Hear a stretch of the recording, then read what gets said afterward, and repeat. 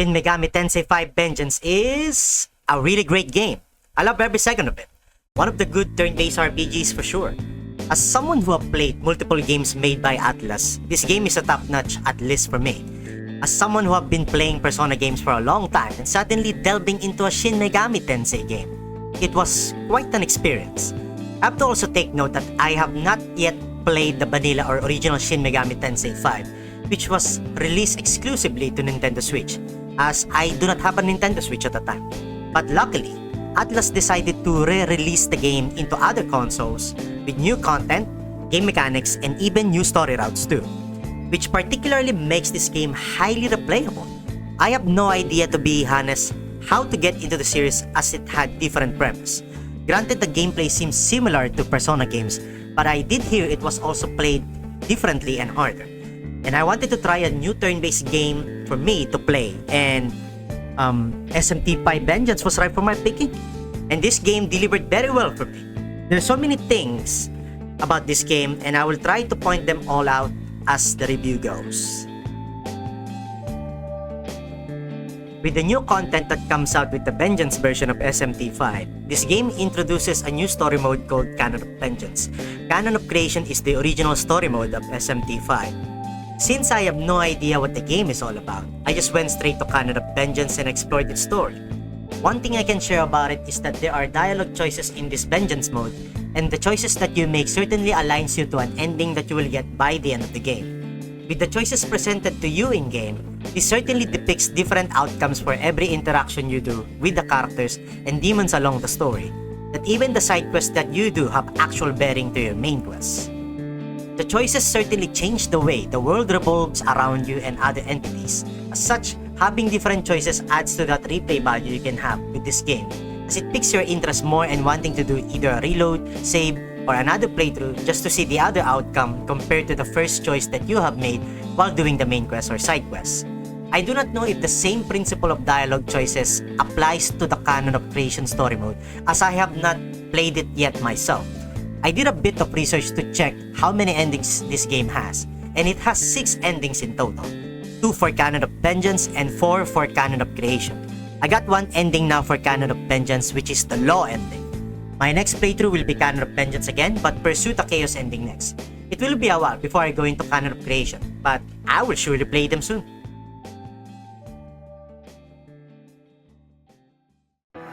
Let's talk about the gameplay. Most of the time you are in the Netherworld. When not in a fight, you travel throughout the region called Dot, and there are tons of items, places, demons you get to interact with along the way. You get tons of beneficial items that will help you and your demons during combat. Places to go to gain access to new side quests or hunt treasures, and demons that you can talk with to either gives you useful information, comment about the current world happenings in the story, offer assistance to become your navigator, or just certainly fool around. Making use of the map as your primary source of useful information and items is one way to help you get started with the game. Now, what about the combat? The combat is turn-based, and it is a party turn-based, not character turn-based. What I mean about party turn-based is that either your party or the enemy party moves first. It's quite unclear to me, honestly, who gets to attack first, if it is either based on the total agility stat that each party has or probably something else.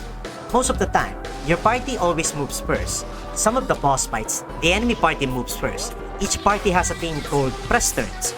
The press turn indicates how many times a party can move.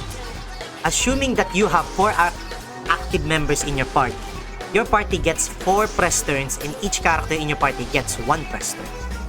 Which means you or your demons gets to move or act once, either to attack, heal, buff, debuff, cast an ailment, guard, or use an item, or even pass a turn if you have not decided what to do or just wanna simply preserve an extra press turn.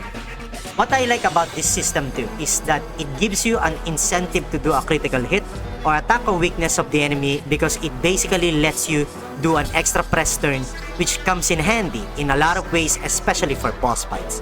Making use of critical hits and attacking an enemy's weakness all the time sometimes just overwhelms your enemy to the point the fight often ends in either your party turn or in your second party turn, since you do so many moves in just one round.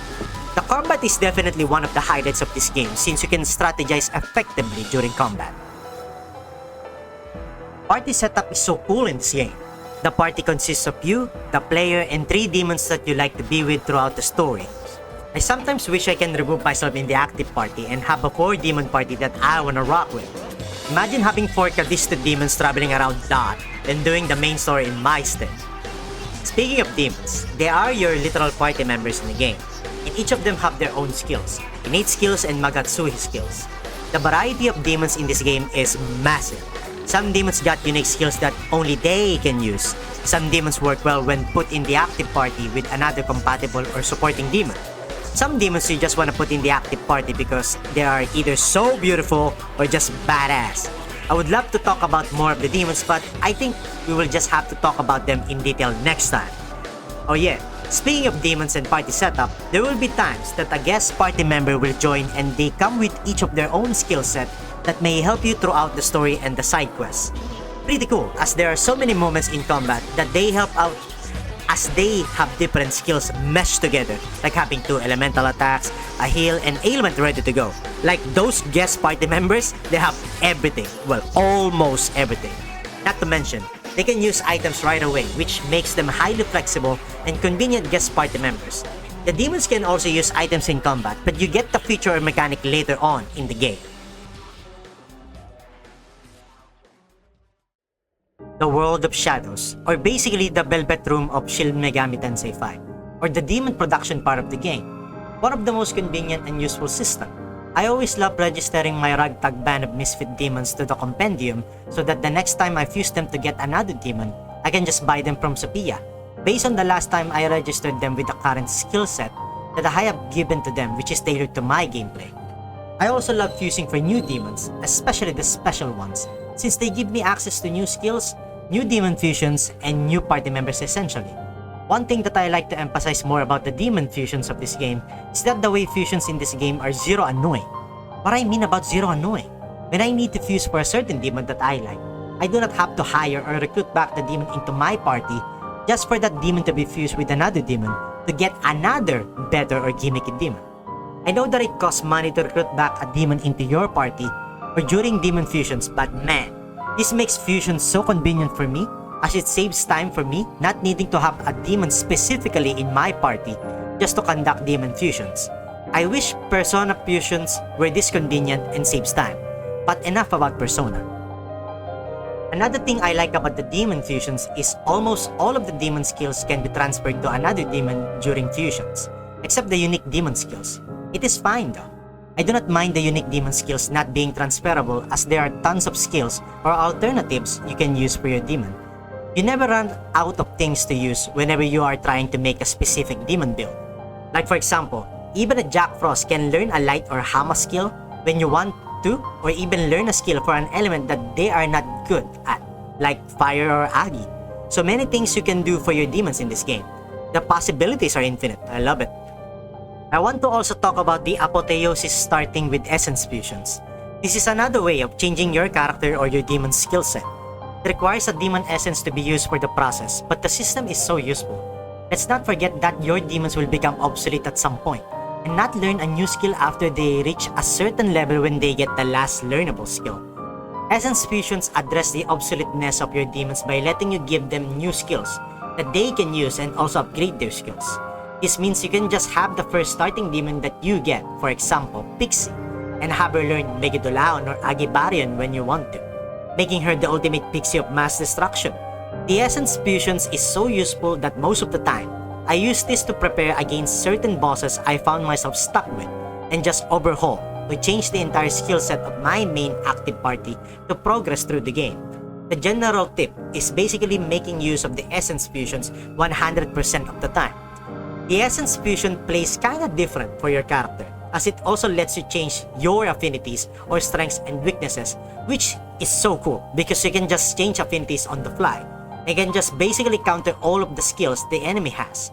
The changing of affinities and skills for your character during Essence Fusion are two different processes.